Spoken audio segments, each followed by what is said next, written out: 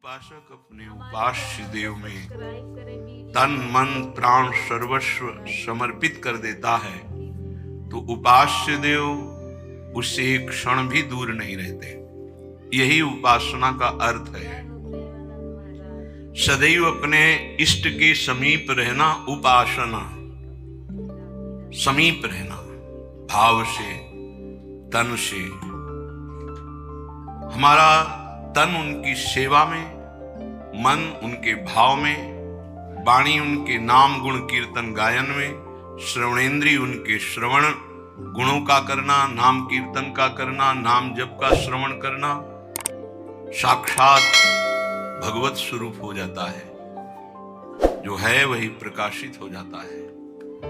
ये भटकना इसी जन्म में सुधर सकता है, पशु पक्षी आदि योनियों में नहीं। इसलिए सावधान होकर के एक एक क्षण, एक एक श्वास, एक एक वृत्ति राधा नाम में लगा दो, खुद परिणाम देख लोगे। श्री कृष्ण चंद्रजू को कोई अपनी तपस्या के द्वारा यज्ञ दान वेदाध्ययन तीर्थ स्नान आदि के द्वारा कभी वशीभूत नहीं कर सकता।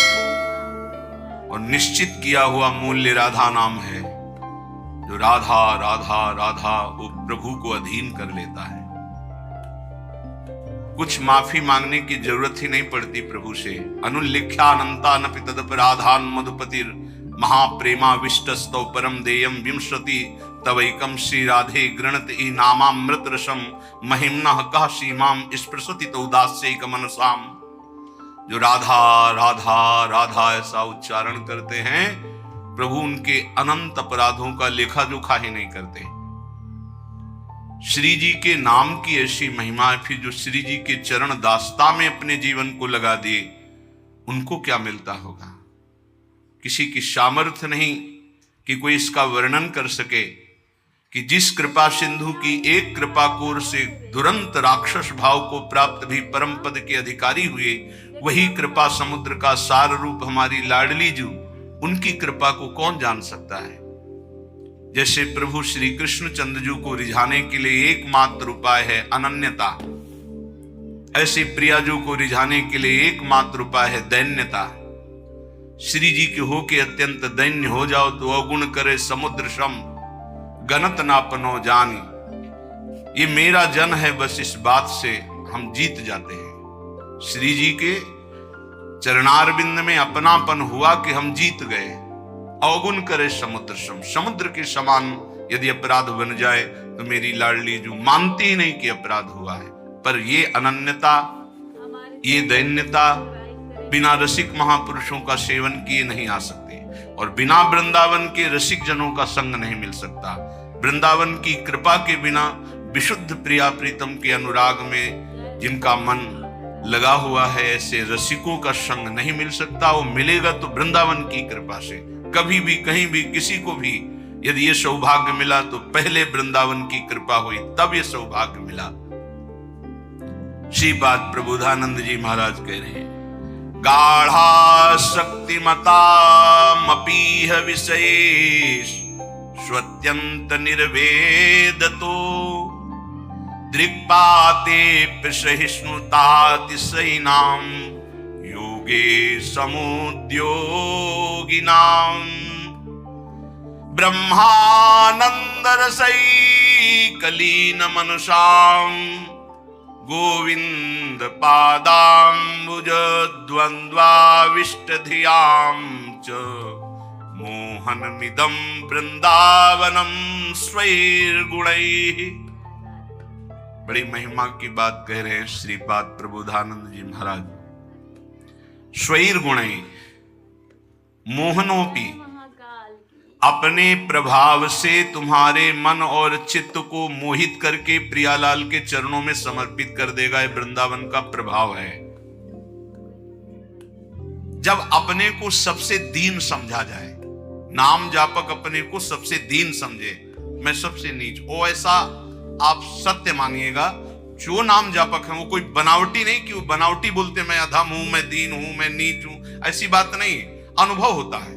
प्रभु की कृपा कहां? और कहां मैं नीच, ऐसा दोनों का तारतम्य अनुभव होता है। अहंकार के कारण आपको अनुभव में नहीं आ सकता, लेकिन जब अहंकार रहित होगे तो दिखाई देगा कहां प्रभु की अपार कृपा और कहां अपनी अधमता, दोनों का। देखो स्वामी जी महाराज श्री ललिता जी के अवतार हैं, श्री स्वामी हरिदास जी, और अपने सिद्धांत पद में कह रहे हैं, मोसो ना बिगारन को और तोसो ना संवारन को, तो ही मोई पड़ी हो। अब विचार करो, हरिवंश महाप्रभु हित सजनी के अवतार हैं, वो कह रहे हैं, क्वाहम तुच्छा परम अधमा प्राण हो गर कर्मा, कहा मैं तुच्छ अधम अपराध करने वाला हूं, कहा ये नाम, ये राधा नाम तो सिर्फ वृंदावन की महिमा जो मेरे हृदय में स्फुरित हो रहा है। क्या है ये? कोई साधक है, कोई संत है? ये तो साक्षात भगवान आचार्य रूप में अवतरित होते हैं। तो जब जब होए धर्म के हान, सेवक जी महाराज हरिवंश महाप्रभु के लिए लिखते हैं, जब जब होए धर्म के हान, तब तब तनु धरि प्रकटत आन, जान और दूजो नहीं। तो उपासक को चाहिए, जो नाम जापक, उसका नाम तभी प्रकाशित होगा जब उसमें दैन्यता है कि मैं तो वास्तविक मैं बहुत अधम हूं, लेकिन हम पर प्रभु की बहुत कृपा है। ये दोनों साथ होने चाहिए, केवल अधम ही कह के नहीं रुकना है। देखो हनुमान जी महाराज परम ज्ञानी महाभागवत, असमय अधम सखा सुनु, रुक नहीं गए, पर मोहू पर रघुवीर, देखो मेरे ऊपर कितनी कृपा, यद्यपि मैं अधम हूं। ये बात ध्यान देनी।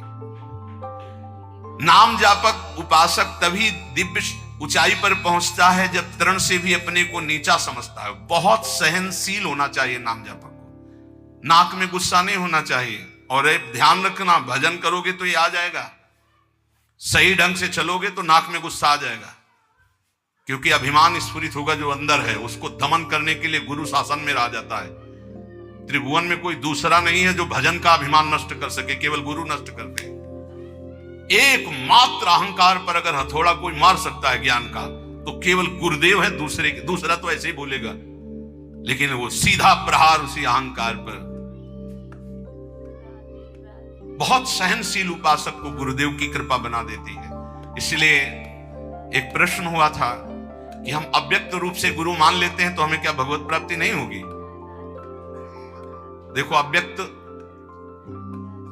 तुम्हें चपत लगाने नहीं आएगा, ध्यान देना। अव्यक्त तुम्हें ऐसा नहीं कि खड़े रहो, यहां यही खड़े रहो जब तक लौट के नाम है, यही खड़े रहो, चलो ऐसा करो। ये हमको प्रगट गुरु चाहिए, क्योंकि प्रगट में फंसे हैं। वो हमको दुलार भी करे, हमें डांट भी सके, हमें चपत भी लगा सके, तभी हम सुधरेंगे। मान लो हम अव्यक्त गुरु मान लेते हैं तो जो मन आया सो कर रहे हैं, वो समझा। अव्यक्त गुरु तुमको कौन ऐसा है जिसको उपदेश नहीं कर रहे? आप बुरा करने चलते हो, अव्यक्त गुरु अंदर रोकते, मान पाते हो आप? एक त्रिभुवन में गुरुदेव के सिवा कोई ऐसा नहीं जो निर्विकार और निरहंकार कर सके। ये हम खुली बात कहते हैं। भगवान भी हमारे हृदय में बैठे रहे, निर्विकार नहीं किए। जन्म जन्मांतर से हमारे साथ है, कभी निर्विकार नहीं किए, कभी निरहंकार नहीं किए। वही हृदयस्थ भगवान अव्यक्त जब व्यक्त रूप गुरु रूप धारण किए, पक्का सुधार हो गया, पक्का माया से मुक्त करने का मार्ग दिखा दिया। नहीं तो हाथ उठा कहते चाहे सर के बल खड़ा होकर तप करें, अहंकार पे कोई फर्क नहीं पड़ता। 10-10 हजार वर्ष तक खड़े रहे, जटाओं में घोंसले बन गए, चिड़िया बैठी, तुम कितने साल जियोगे? सारा अहंकार मिट्टी में, सब ज्ञान है। तो क्या हुआ? केवल जल पी के रहे तो क्या हुआ? कितने ऐसे पशु पक्षी जल आहार करते हैं, उनको भगवत प्राप्ति हो गई। हर अहंकार की धज्जियां गुरुदेव उड़ाते हैं। और जब गुरुदेव का ऊपर वरद हस्त नहीं रहता तो सिद्धता का नाटक शुरू हो जाता है, नाटक शुरू हो जाता है। इसीलिए अत्यंत दैन्य भाव वास्तविक जब आएगा तो गुरुदेव के चरणों में आएगा। पक्का समझो, हम आपको हृदय की बात कहता हूं, जब तक गुरुदेव की कृपा नहीं तो दो बातों पर विजय नहीं प्राप्त की जा सकती। विकारों पर षड विकार जित, ये गुरुदेव की कृपा, और अहंकार रहित होना केवल गुरुदेव की कृपा, ये दैन्यता केवल गुरुदेव। ये खूब अंदर की बात कह रहा हूं, खूब साधन मार्ग में चल के कह रहा हूं। जब तक गुरु कृपा नहीं होगी प्रगट गुरुदेव की, तब तक दो बातों पर विजय नहीं प्राप्त की, एक तो विकार और दूसरे अहंकार। बहुत सहनशील होना, सहनशील गुरुदेव बनाते हैं, ठोक ठोक के हर जगह, जहां कमजोर हो वहीं पीट पीट के। दूसरों को मान देना और स्वयं अमानी रहना, यह गुरुदेव की कृपा से ही आता है। जो शुद्ध रसिक महापुरुष भगवत प्रेम में डूबे हुए हैं, वही अमानिना मान देन स्थिति प्रदान करते हैं। ये स्थिति बनावटी नहीं होगा, बनावटी टिक नहीं पाएगा। चाहे जितना भारी विद्वान तपस्वी पांडित्य से युक्त क्यों न हो, जब तक वो अपने को तृण से नीच नहीं समझता, सहनशील नहीं होता, दूसरों को सम्मान देना, स्वयं अमानी रहना, तब तक उसमें भगवत भाव का प्रादुर्भाव नहीं होता। ये बात बहुत ध्यान देने की है, नहीं खाली भटकना पड़ेगा। ऐसे हमसे बनते रहेंगे कि अंधा बटे और पड़ा चबाए, भजन करना कठिन, करके बचाना कठिन, बचा के पचाना कठिन। उपासक को चाहिए कि भूख लगे तो आधा पेट भोजन कर ले, प्यास लगे तो जल पी ले। जो विरक्त है उसे सदैव अपने साधन पथ को पुष्ट करते रहना चाहिए, अपने भजन, अपने साधन, अपना संयम, अपना ब्रह्मचर्य। कलयुग में सरल, सहज, महामहिम, परम सिद्धि प्रदान करने वाला नाम है, नाम। एक बहुत बड़े विद्वान थे, महाप्रभु चैतन्य देव नाम जी की महिमा वर्णन कर रहे थे, तो उसने कहा ये सब हम नहीं मानते, ये शास्त्रों में अर्थवाद कहा गया है। अर्थवाद कहते हैं कि फल स्तुति का वर्णन है, ऐसा वस्तुता नहीं है। इतना सुनते ही महाप्रभु ने कानों को ऐसे उंगली से बंद किया और कहा कृष्ण कृष्ण कृष्ण कृष्ण कृष्ण, श्री हरि श्री हरि श्री हरि श्री हरि। कितनी बड़ी पाप की बात कह दी और हमने सुन लिया। अरे नाम की तो निंदा कर दिया, सुनने मात्र से पाप लगता है। चलो सब चलो, वस्त्र सहित गंगा स्नान करो। इस अपराधी के मुख से नाम की ऐसी अवहेलना सुनने के कारण हम सब अपवित्र हो गए। महाप्रभु सब के सब वस्त्र सहित सचेल, सचेल कहते हैं कि वस्त्र सहित, वैसे ही गंगा स्नान किया। फिर गंगा जी में ही खड़े होकर के महाप्रभु भक्तों को कहने लगे, भाई तुम सच्चे मानो, अखिल कोटि ब्रह्मांड नायक श्री कृष्ण के एक एक रोमकूप में असंख्यों ब्रह्मांड है। उन श्री कृष्ण को अधीन करने की सामर्थ्य श्री कृष्ण का नाम रखता है, मैं गंगा में खड़े होकर कहता हूं। पक्का पक्का। ये विद्वता भी बहुत कभी कभी भगवान से विमुख कर देती है। एक श्वास में एक नाम ले लिया, कृष्ण, राधा, राम, हरि। भारी पड़ जाएगा तुम्हारे हिसाब में, जब तुम्हारा शरीर छूटेगा और तुम्हारे रजिस्टर को देखा जाएगा तो एक कृष्ण नाम निकलेगा, तो वो तुम्हें तार देगा। एक कृष्ण नाम, ये ध्रुवदास जी महाराज कह रहे हैं, एक नाम त्रैलोक ही तारे, जो ना ले सो जन्म ही हारे। पूरे जन्म में यदि भगवान नाम नहीं लिया तो व्यर्थ चला गया जन्म। और जिसने एक बार कृष्ण कहा, राधा कहा, हरि कहा, भारी पड़ जाएगा। यमराज जी महाभागवत हैं, एक नाम की कीमत क्या है, पूरा त्रिभुवन नहीं है, वो विजय को प्राप्त होगा। असंख्य ब्रह्मांडों के स्वामी अजित को जो जीत ले वो है नाम। कोई योग के द्वारा उनको वशीभूत नहीं कर सकता, तपस्या के द्वारा नहीं करता, तत्वों की संख्या की गणना करके सांख्य योग के द्वारा उनको वशीभूत नहीं कर सकता। अगर कोई आज तक वशीभूत किया है तो नाम जापक ने किया है। सुमीर पवन सुत पावन नामू, अपने बस कर राखे नाम। ये नामापराध में, 10 नामापराध में एक अपराध है नाम में अर्थवाद की भावना करना। इसलिए जो भक्ति विहीन, उनकी कभी बातें नहीं सुननी चाहिए। बड़े बड़े मंत्रों का जाप, तपस्या, पूजा पाठ, यज्ञ, दान, अनुष्ठान, कोई भी नाम की बराबरी नहीं कर सकता। गंगा में खड़े होकर महाप्रभु चैतन्य देव कह रहे, स्वयं भगवान श्री कृष्ण चंद्रजू कह रहे, न साध्यति माम योगो न सांख्यम धर्म उद्धव न स्वाध्याय तपस्त्यागो यथा भक्तिर ममोर्जिता। भक्ति का स्वरूप क्या है?